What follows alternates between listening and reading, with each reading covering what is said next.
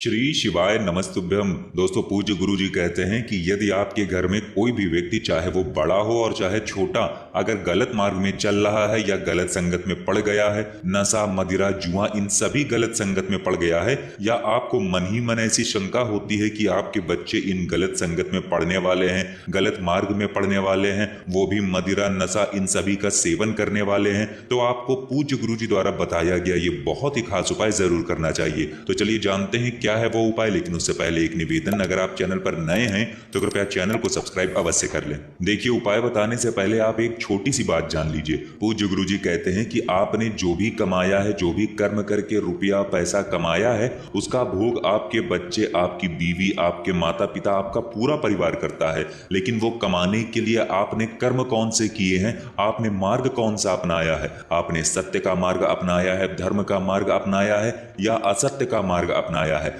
अगर आपने असत्य का मार्ग अपनाया है और उस मार्ग से कमाए हुए पैसों का भोग पूरा परिवार कर रहा है, तो याद रखिएगा कि उसका हिसाब भी पूरे परिवार को ही देना होगा। इसलिए आप हमेशा धर्म के मार्ग पर चलकर, सत्य के मार्ग पर चलकर ही पैसा कमाएं। चलिए अब बात करते हैं पूज्य गुरु जी के उस बहुत खास उपाय की। देखिए, अगर आपको अपने बच्चे पर या किसी बड़े पर शक हो रहा है कि वो गलत मार्ग अपना रहा है या गलत लोगों की संगत में उठना बैठना हो गया है, तो आपको ये उपाय जरूर करना चाहिए। देखिए, इस उपाय के लिए आपको सबसे पहले जरूरत पड़ेगी एक लोटे जल की। जल आप किसी भी पात्र में ले सकते हैं। सबसे उत्तम होगा कि अगर आपके पास तांबे का पात्र है तो फिर आप उसी में जल लें। अब इसके बाद आपको जरूरत पड़ेगी एक बेलपत्र की। लेकिन आपको ध्यान रखना है कि बेलपत्र कटी पटी नहीं होनी चाहिए, पूर्ण होनी चाहिए। अगर आपके पास बेलपत्र नहीं है तो फिर आप शिवलिंग में चढ़ी हुई बेलपत्र को उठाकर उसे जल से शुद्ध करके फिर उसका इस्तेमाल कर सकते हैं। देखिए, अब आपको ये दोनों सामग्री, एक बेलपत्र और एक लोटा जल लेकर पहुंच जाना है शिवालय। पूज्य गुरु जी कहते हैं कि ये उपाय आप पूरे दिन में किसी भी समय कर सकते हैं। जब आपके पास टाइम हो तब आप शिवालय जाकर इस उपाय को कर सकते हैं। अब देखिए, आप एक बेलपत्र और एक लोटा जल लेकर पहुंच गए हैं शिवालय। अब इसके बाद आपको बेलपत्र के नीचे जो डंडी होती है उसको निकाल लेना है और ये डंडी आपको समर्पित कर देनी है माता अशोक सुंदरी वाले स्थान पर। देखिए, अगर आपको माता अशोक सुंदरी के स्थान के बारे में जानकारी नहीं है तो जान लीजिए कि जो जलाधारी का स्थान होता है, जहां पर सांप जैसी आकृति बनी होती है या किसी किसी शिवलिंग में कुछ मोटी लाइन सी बनी होती है, तो इसी मोटी लाइन को माता अशोक सुंदरी का स्थान कहा जाता है और यहीं पर आपको बेलपत्र की डंडी रख देनी है। देखिए, जब आप बेलपत्र की ये डंडी माता अशोक सुंदरी वाले स्थान पर रख रहे होंगे तो उस समय आपको अपने मन में बाबा से यही प्रार्थना करनी है कि मैं जिस व्यक्ति के लिए ये उपाय कर रही हूं वो अपनी गलत संगत से बाहर आ जाए, वो अपने नशे मदिरा जुआ ऐसी संगत से बाहर आ जाए, या फिर जिनके लिए आपके मन में शंका है कि वो व्यक्ति गलत संगत में जा सकता है, तो उनके लिए आपको प्रार्थना करनी है कि हे मेरे महादेव, मेरा ये बेटा या पति किसी गलत संगत में ना पड़ जाए, आप हमेशा उसके साथ रहिएगा, आप हमेशा अपनी कृपा मेरे परिवार पर बनाए रखिएगा। आप कुछ ऐसे शुभ विचारों के साथ महादेव के समक्ष अपनी प्रार्थना करते हुए ये डंडी माता अशोक सुंदरी वाले स्थान पर अर्पित कर दीजिएगा, यानी रख दीजिएगा। अब इसके बाद आपको ये डंडी उठा लेनी है और फिर किसी भी बेलपत्र के पेड़ के नीचे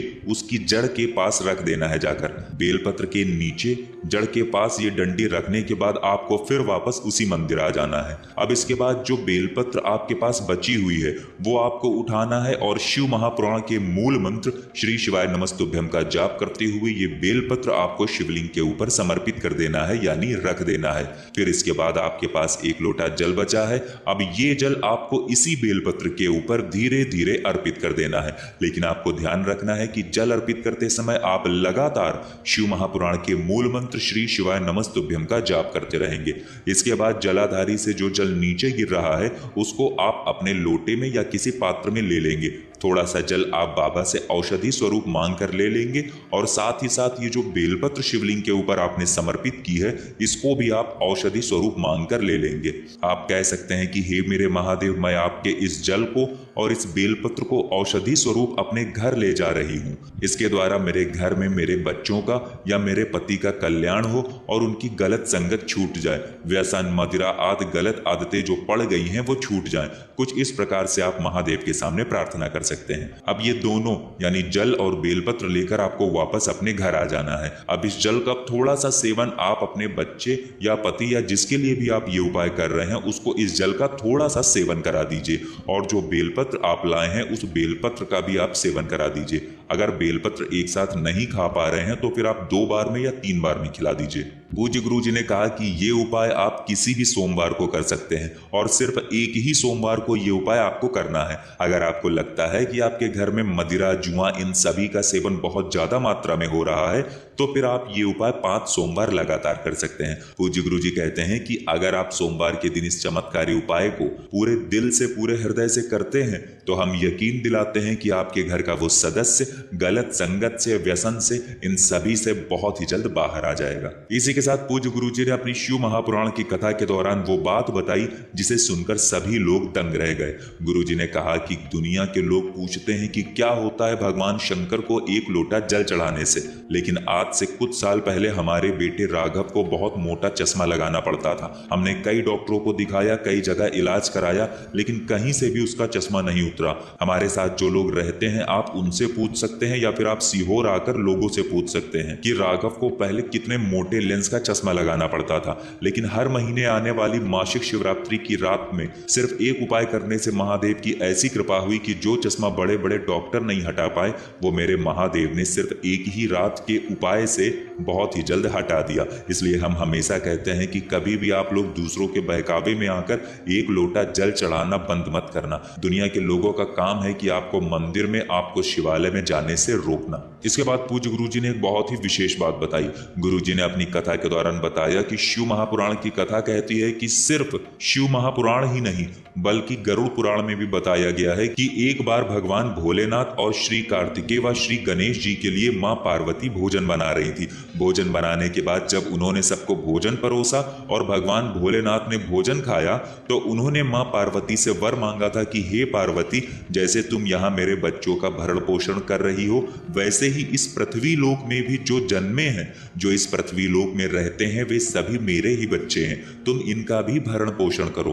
तो इस पर मां पार्वती ने भगवान शंकर को वचन देते हुए कहा था कि हे महादेव, इस पृथ्वी लोक में जिस जगह पर एक स्त्री या एक मां अपने परिवार बच्चों के लिए भोजन बनाएंगी उस जगह पर मैं स्वयं उनके शरीर में बैठकर मां अन्नपूर्णा के रूप में ही भोजन तैयार कर रही होंगी। इसलिए वह रसोई घर सिर्फ रसोई घर ही नहीं होगा बल्कि मेरा और आपका यानी शिव और पार्वती का मंदिर होगा। इसीलिए गुरुदेव ने कहा कि रसोई घर में आजकल हम लोग चप्पल पहनकर भोजन बनाते हैं, तो ये उस मंदिर का अपमान है जहां पर मां अन्नपूर्णा, मां पार्वती, बाबा भोलेनाथ के साथ मौजूद रहती हैं। इसलिए आप जब भी अपने रसोई घर जाएं तो पूज्य गुरु जी कहते हैं कि कभी भी चप्पल पहन कर ना जाएं।